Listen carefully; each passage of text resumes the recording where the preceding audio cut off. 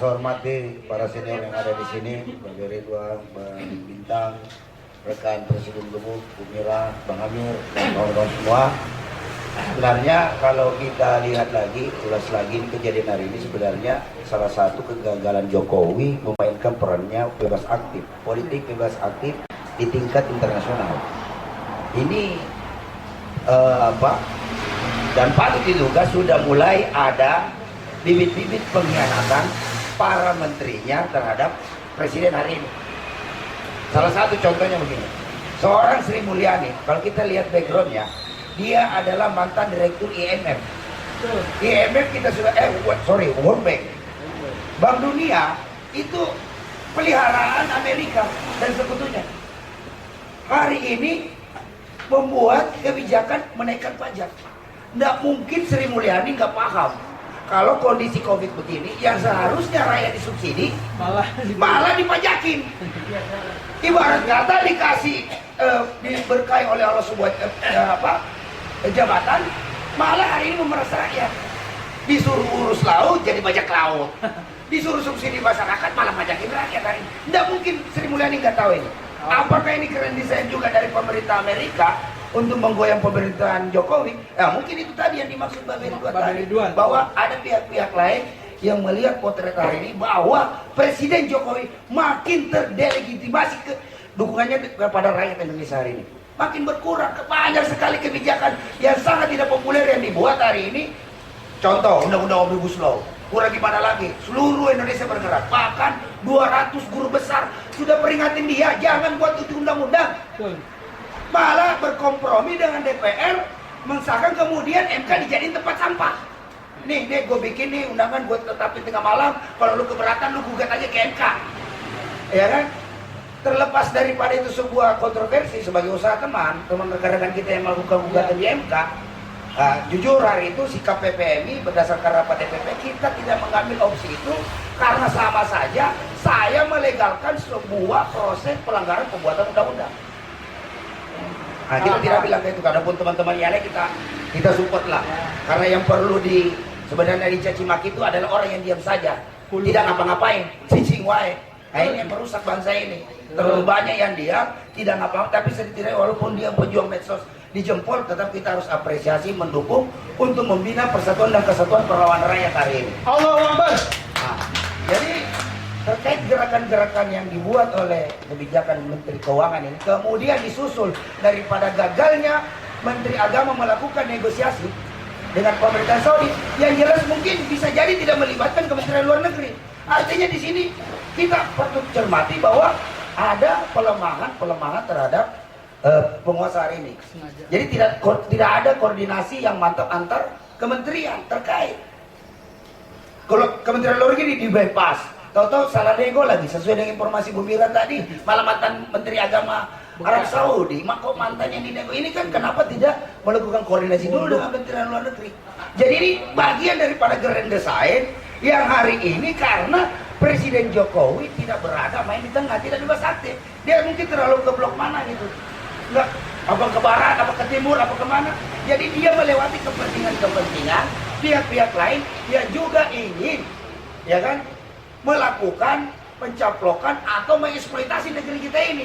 Nah, kembali lagi kepada kita hari ini, rakyat Indonesia harus cerdas, cermat, cerdik melakukan perlawanan demi kedaulatan bangsa Indonesia itu sendiri. Kita harus mandiri sesuai malu kita sama Bung Karno, Bung Hatta, para proklamator hari ini. Ya kan? Kalau hari ini generasi-generasi penerusnya diam saja membiarkan imperialisme dan kolonialisme. Ini yang teman-teman harus sadari. Nah, biarkan itu grand design yang mapping-mapping itu yang kelas-kelas tinggi. Kita yang kelas rakyat hari ini ibarat kata satu. Pertama, dalam hal ini kita juga bisa menghimbau kepada jemaah-jemaah haji yang gagal haji hari ini, tarik aja duitnya. Audit juga lembaganya milik pemerintah. Ntar dicincin lagi auditnya. Kita ini kok nggak kapok-kapok dibohongin gitu loh. Patut diduga karena sudah terlalu banyak kebohongan sehingga walaupun hari ini pemerintah Jokowi benar, tetap kita anggap bohong. Karena sudah terlalu banyak kebohongan yang selalu dibuat-buat terus. Akhirnya lu benar. sekali lu ngomong benar, orang udah nggak percaya. Karena terlalu banyak kebohongan. Itu terjadi karena perilaku Anda sendiri yang sebelum-sebelumnya membohongi rakyat. Nah saya kurang maksudnya kita perlu mengimbau juga. Jadi biarkan yang mau audit ke uang haji silakan, yang mau tarik dana hajinya silakan. Buktinya sudah mulai banyak tuh di Tegal, Kulon Progo, mana gitu kan. Beberapa daerah udah narik. Nah ini menarik. Kenapa? Karena mereka kecewa berat. Bayangkan puluhan tahun orang yang sudah sepuh, yang umurnya 30 tahun harus nanti lagi 30 tahun kemudian. Nah bukti kepanikan pemerintah adalah dengan mengancam bahwa yang ambil dana hajinya kagak bakal naik haji seumur hidup. Emang lu Tuhan? Naik haji itu Allah yang panggil. Kalau Allah meridoi, siapa mau tarik duitnya hari ini ya silakan. Nah terus kalaupun ditarik katanya himbau taruh di bank. Nah di forum ini kita himbau tarik duitnya, beli emas atau tanah, sertifikatnya simpan di rumah biar ketahuan tuh dananya ada apa kagak. Audit ini kita terlalu sering dibohongi oleh hawa-hawa kaum intelektual yang sudah menggadaikan keintelektualannya, sudah tidak lagi jujur terhadap ilmu pengetahuan. Buktinya ada Profesor Abal-Abal juga diangkat hari ini. Itu buktinya kaum intelektual kita sudah hancur hari ini. Tidak bisa lagi kita berharap. Yang kita berharap ini adalah bahasa nurani rakyat, saudara-saudara. Yang hari ini sudah, aduh ya Allah, kamu lihat di kota sana kalau jam 1 malam. Anda lihat sebelum 2014 saya masih muter-muter. Masih sepi tuh emperan toko. Hari ini lu jalan jam 1 malam deh. Lu lihat tuh tunawisma tidur semua berdublek di pinggir ruko semua itu. Dekat istana itu.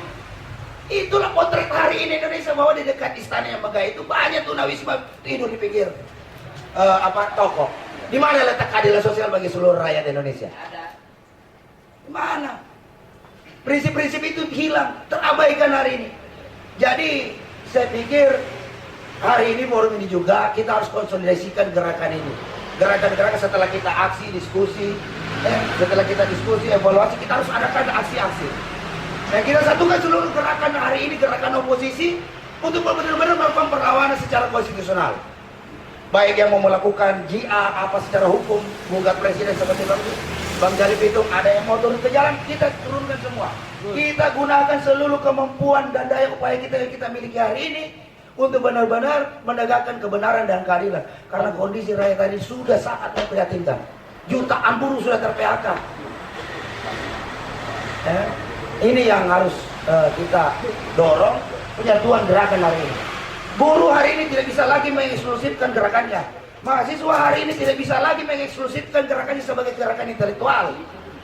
Kaum-kaum manapun termarginalkan, kaum miskin kota, teman-teman mana yang hari ini bergerak parsial, saatnya lah hari ini kita menyatukan gerakan kita. Karena dengan kita bersatu pasti kita kuat. Dengan kita kuat, kita pista pasti meraih kemenangan yang diridhoi oleh Allah Subhanahu wa taala.